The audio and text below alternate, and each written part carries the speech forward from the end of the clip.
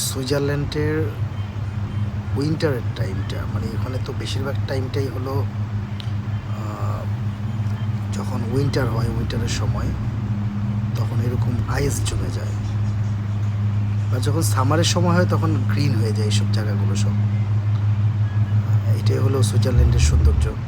আসলে সুইজারল্যান্ড না গেলে তার সৌন্দর্য ভিডিও করে বা মুখে বলে শেষ করা যাবে না। আপনারা যারা সুইজারল্যান্ড আসবেন অবশ্যই সামারেও আসবেন, উইন্টারেও আসবেন, তাহলে ঘুরে গেলে আপনাদেরকে ভালো লাগবে। দেখতে থাকুন ভিডিওটা। দেখেন ব্যথা পায় না। এটা অনেক উপরে, অনেক, মানে এটা হাইল্যান্ড, মাউন্টেন হাইল্যান্ড, এটা অনেক উপরে, অনেক উপর থেকেই কেবল কারে করে আমরা যাচ্ছি ওখানে। ওখান থেকেই একদম ফুল ভিউটা দেখা যাচ্ছে আর কি। মানে ভয়ও করছিল কিছুটা, বাট তার সৌন্দর্য উপভোগ করতে করতে ভয়টাই চলে গেছে।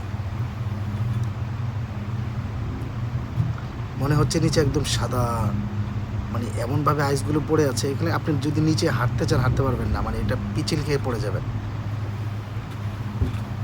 বাট তার সৌন্দর্যটা যদি বলতে হয় অসাম, সুবহানাল্লাহ, আল্লাহ এত সুন্দর করে বানাইছে, আসলে সুইজারল্যান্ড না গেলে এটা বোঝা যায় না।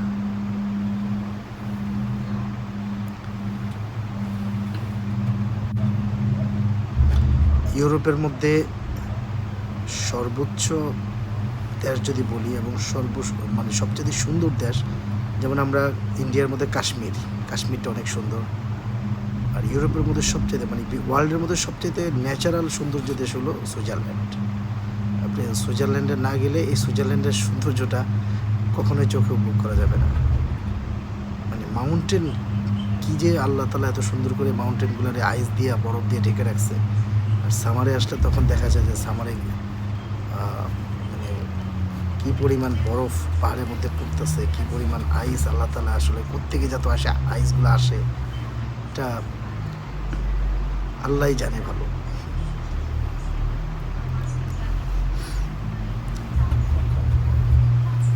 কিন্তু সামারের মধ্যে আসলে যখন গ্রিন, এত পরিমাণ গ্রিন থাকে, সুইজারল্যান্ডের সৌন্দর্যটাই অন্যরকম হয়ে যায়। আর উইন্টারে আসলে শুধু বরফ ছাড়া, আইস ছাড়া আর কিছু দেখা যায় না।